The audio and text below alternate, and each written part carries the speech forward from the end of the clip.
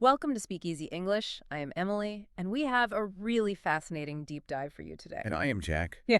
And today, we are looking at something we all do, usually without even realizing it. Right, because, it is fascinating how much time we spend agonizing over our communication. We rewrite emails, we practice presentations in the mirror, Hmm. we worry about our tone, our phrasing. We are constantly trying to figure out how to sound more persuasive, right? Hmm. More professional. Oh, absolutely. But at the exact same time, almost all of us casually rely on this linguistic trap, one that quietly dilutes the quality of everything we say. It does, and it happens so naturally, mainly because it is computationally cheap for the brain. Right. The linguistic phenomenon is often tied to something called semantic bleaching, which is essentially linguistic inflation. Linguistic inflation. Okay, so what does that actually mean for us? Well, over time, the words we use lose their impact because we overuse them. So to compensate, we start reaching for modifiers to pump the volume back up. I see. And the most common, the most accessible multiplier we have sitting right at the front of our brains is the word very. Right, the word very. And that is exactly our mission for this deep dive. We are going to explore how you, yes, you listening right now, can instantly upgrade your daily communication. Yep. We want to show you how to change the underlying psychology of your sentences and command more authority simply by eliminating very from your vocabulary. And we aren't just doing a basic vocabulary lesson today. No, not at all. We are going to look at the mechanics of why relying on this specific word actually signals a lack of confidence. And, what happens cognitively when you swap it out for powerful native vocabulary. Because the stakes here are surprisingly high, aren't they? They really are. Changing this one habit completely transforms how your message is received. Yeah. Whether you are trying to set a boundary with a friend or pitching a project in a boardroom, Mm-hmm. it shifts you from a passive communicator, someone who relies on quantity, to an active communicator who relies on precision. Okay, I do want to push back just a little bit on that, though, on Mhm. the idea that it is always a lack of confidence or just, cognitive laziness. Okay, go ahead. Well, I feel like sometimes it is a genuine emotional crutch. Like, we use it when we want to show that we are deeply invested. Right. If someone asks me if I'm ready for this deep dive, my instinct is to say, I am very, very, very excited. I am stacking those words to prove my enthusiasm to you. Uh-huh, exactly. And that instinct to stack words, it makes total sense.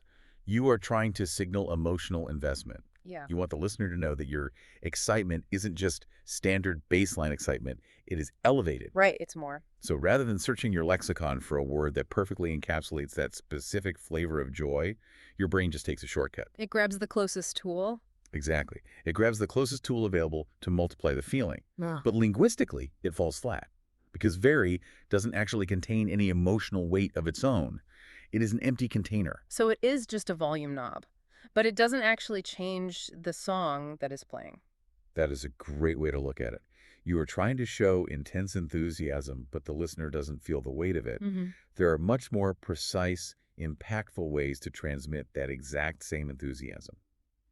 If we look at the source material, a primary upgrade for very excited is the word thrilled. Oh, wow. Yeah, the word thrilled carries an entirely different intrinsic energy. It does. It implies almost a physical sensation, Yeah. like a vibration. Yes, it paints a picture of a specific type of excitement.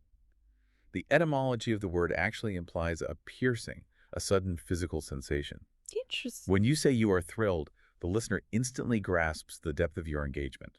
Without you having to pile on 3 empty modifiers to prove it, you're offering them a high-definition image instead of a pixelated one. It is the difference between telling someone how you feel and actually transmitting that feeling to them through your word choice. So, understanding that very is this empty multiplier, this volume knob, let's look at the everyday situations where we default to it the most. Small talk is the obvious starting point, I think. Specifically, the weather. Oh, the weather is ground zero for this epidemic. Uh-huh. It is our most common shared experience. Yeah. So, naturally, it requires the lowest cognitive load to discuss. Right. We just talk about it on autopilot. Exactly. Because the conversation is happening on autopilot, we default to the lowest common denominator vocabulary. We tell each other it is very cold or very hot, purely to acknowledge the shared reality. Think about that classic winter complaint. You walk into the office, you're shivering, and you say, "It's very cold today." Hmm. which is accurate, but it is entirely passive. It is just a data point. Right. The upgrade the sources provide here is incredibly simple, yet highly effective. Instead of very cold, you say, it's freezing. The structural difference there is really fascinating. The sources use the example sentence, put on your jacket, it's freezing outside. Notice how the word freezing naturally injects urgency into the command. If you just say, put on your jacket, it's very cold outside, it sounds like a mild suggestion. It does. You were just casually reading a weather report. Right. But freezing is an action word. It implies a physical consequence that demands a reaction. You hear freezing, and the listener's brain immediately envisions the physical state of ice. It naturally prompts them to want to zip up their coat. Mm-hmm. And if we flip it to the opposite extreme, when summer rolls around, everyone defaults to, it's very hot. And the upgrades our sources point to for that are boiling or scorching. Here is how I conceptualize this shift.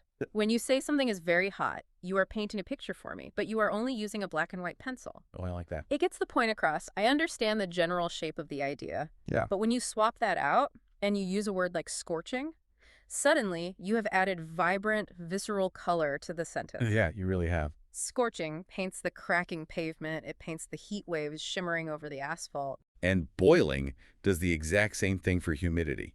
It evokes that heavy, thick air where you start sweating the second you step out the door. Yes. The power of native descriptive vocabulary is that it triggers sensory memory in the listener. Very hot is the statistic you read on a thermometer. Scorching is an experience you actually feel on your skin. And this sensory memory doesn't just apply to our environment, right? Not at all. It applies directly to how we describe our own physical states. Yeah. Which is an area where this habit completely dominates our phrasing. We hear, I'm very tired, a dozen times a day. We do. And that phrase represents a massive missed opportunity for boundary setting. Boundary setting, really? Yeah, the source material addresses this head on. Instead of relying on very tired, the upgrade is exhausted. Okay. What is critical here is the specific definition the sources highlight. Exhausted doesn't just mean you are sleepy. It means being 100% tired with zero energy left. Wow. 100% tired. Zero energy. It is total depletion. Think about the mechanics of the word itself. To exhaust something is to consume it entirely. Like a car engine. Exactly. When an engine exhausts its fuel, it stops running. Hmm. There's no negotiation with an empty fuel tank. Right. So when you tell someone you are exhausted, you are communicating a highly specific, non-negotiable boundary. You are stating that you have reached the absolute limit of your physical or mental capacity. That distinction is incredibly relevant for the listener, I think, because it changes the social dynamic of the interaction. It absolutely does. If I tell my partner or my colleagues that I am very tired, they might still ask me to run an errand or take on one more task. Right, because very tired is subjective. Yes. It just means I have less energy than usual, but it implies there is still some left in the tank. If I say, I am exhausted, I am establishing a firm stop. Precision in language isn't just about expanding your vocabulary. It is about ensuring that the person you are speaking to understands the exact reality of your situation. Ambiguity leaves room for misinterpretation and overstepping. When you eliminate the subjective modifier and use a definitive word like exhausted, you remove the ambiguity that leads to burnout. You know, the contrast between the vulnerability of personal boundaries and the authority required in professional settings is striking. Yeah, it is a big shift. Because if precise language helps us protect our energy in our personal lives, well, it becomes an absolute requirement when we step into an environment where the stakes involve capital, strategy, and leadership. Definitely. In a business setting, relying on basic modifiers does quiet damage to your credibility. It does. In the professional sphere, you are constantly tasked with conveying the value, the scale, or the urgency of ideas. Right. If you lean on basic vocabulary, your ideas are subconsciously categorized as basic. Let's look at how we describe priorities. Okay. The default for most professionals is to say, this is a very important project, or this feature is very important. And the sources give us two fantastic upgrades to immediately elevate that phrasing. They are crucial or essential. Yes. They provide the example sentence, learning vocabulary is crucial for your English fluency.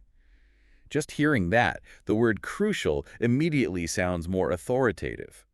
Let's analyze the sociolinguistics of why it sounds more authoritative. When you say a project is very important, you are placing it on a sliding scale. Mm-hmm. In any organization, there are things that are somewhat important, important, and very important. Because it is relative, it is subject to debate and reprioritization. That makes perfect sense. The word crucial operates differently. It shares a Latin root with the word crux, meaning a cross or a crossing point. Oh, wow. It is the intersection where a decision must be made. Exactly. It implies structural integrity. If you remove the crucial element, the entire structure collapses. I love that. The same goes for essential, which literally means it is of the essence, the fundamental core of the thing. These are absolute terms. When you tell a client or a team, this step is crucial for our timeline, you aren't just giving them a status update. You are establishing professional authority and ending the debate on prioritization. You are dictating the terms of reality rather than just offering an opinion on it. Precisely. And we can scale this concept up to how we describe magnitude, too. Yep. In business, we're constantly analyzing scale. Big revenue, big problems, big market shifts. And again, the default is usually just very big. Yeah. The recommended upgrades from the sources here are massive or enormous. Okay. What stands out is the versatility of these words. The sources note you can apply them across a wide spectrum of business contexts, a physical structure, a positive outcome like a successful launch, or a negative event like a critical error. Well, let's look at the positive outcome first. If you finish a record-breaking quarter and you report to the executive team that it was a very big success, the energy is just flat. Yeah, very sad. But if you report that it was a massive success, you completely change the temperature of the room. You do. And part of that temperature shift comes down to the phonetic weight of the word itself. The phonetic weight. Yeah, the physical act of pronouncing massive requires more effort. The heavy M sound at the beginning forces your lips to press together, creating pressure. Oh, I see. Then it flows into that sharp, extended S sound. The word literally takes up more space in your mouth and requires more breath to articulate. Wow. Very big Yeah. is quick, it's light, and it just bounces off the tip of the tongue. But massive has gravity. The mouthfeel of the word subconsciously signals its importance to the listener. A massive success sounds unmovable. It sounds like something that has permanently altered the landscape of the company. Exactly. It transforms the sentence from a subjective observation into a definitive declaration of victory. Okay, here is where I want to explore the psychology of this a bit deeper, specifically regarding the negative context the source mentions. All right. I entirely see how massive success works in our favor. But if we apply this to an error, does using a phrase like enormous mistake sound too catastrophic? That's a fair question. Because if I mess up a client account, my human instinct is to soften the blow. I might admit it was a very big mistake, but calling it an enormous mistake feels like I am writing my own resignation letter. Doesn't precision sometimes work against our self-preservation?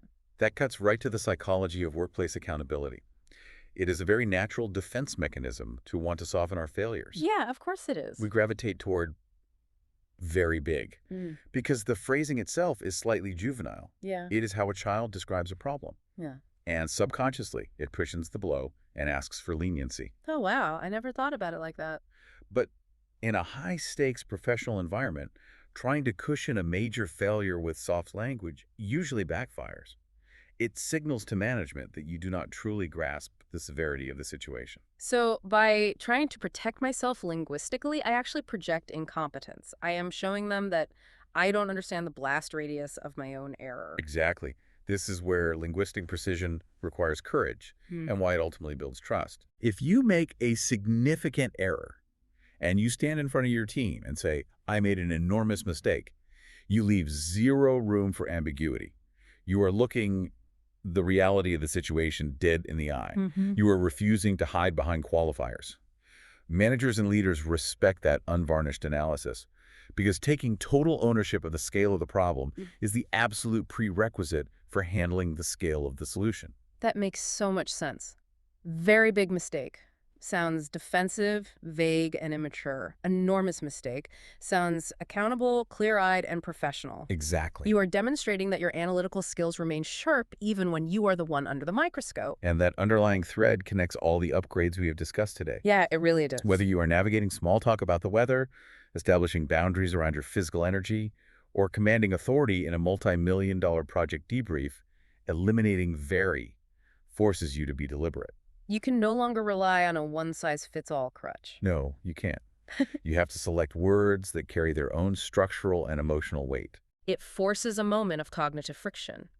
You have to pause, evaluate the actual reality of what you were trying to describe, and choose a word that matches that reality. Right. And when you do that, your communication becomes incredibly dynamic. People pay closer attention to what you are saying simply because the phonetic and emotional weight of your sentences demands it. To help solidify this shift, the source material offers a brilliant exercise in mindfulness. Oh, I like exercises. What is it? It asks you to take a ubiquitous, low-effort sentence like, I am very happy today, and apply this new framework to it. The goal is to intercept the word very before it leaves your mouth and retrieve a more precise alternative. And the trick is that there isn't just one right answer because happiness has different flavors. Exactly. Are you elated? Are you ecstatic? Are you overjoyed? Or are you just content? You have to examine the specific nature of your state rather than just throwing a multiplier on top of a generic emotion. It trains the brain to stop taking the path of least resistance. It really does. Yeah. Which leaves us with something quite profound to mull over as we wrap up this deep dive. We have just spent our time dissecting how dropping one simple three-letter modifier completely transforms the vividness, the boundary-setting power, and the professional weight of our sentences. But it begs a larger question for you, the listener. If very has been hiding in plain sight this whole time, quietly diluting our impact and making us sound less authoritative, what other invisible filler words are we hiding behind? Oh, the language we use to soften our presence is vast. It really is. Are we constantly saying we just want to check in? Are we saying things are really interesting or that we are literally drowning in work? Right. If we are leaning on these filler words to do the heavy lifting, we have to ask ourselves what it is costing our everyday impact. What kind of conversational power, what kind of psychological authority could we unlock if we stripped them all away and forced our ideas to stand on their own merit? It is a great question. It is something to seriously consider the next time you draft an email, negotiate a boundary, or just open your mouth to speak. Keep questioning your defaults, keep upgrading your language, and we will catch you on the next deep dive.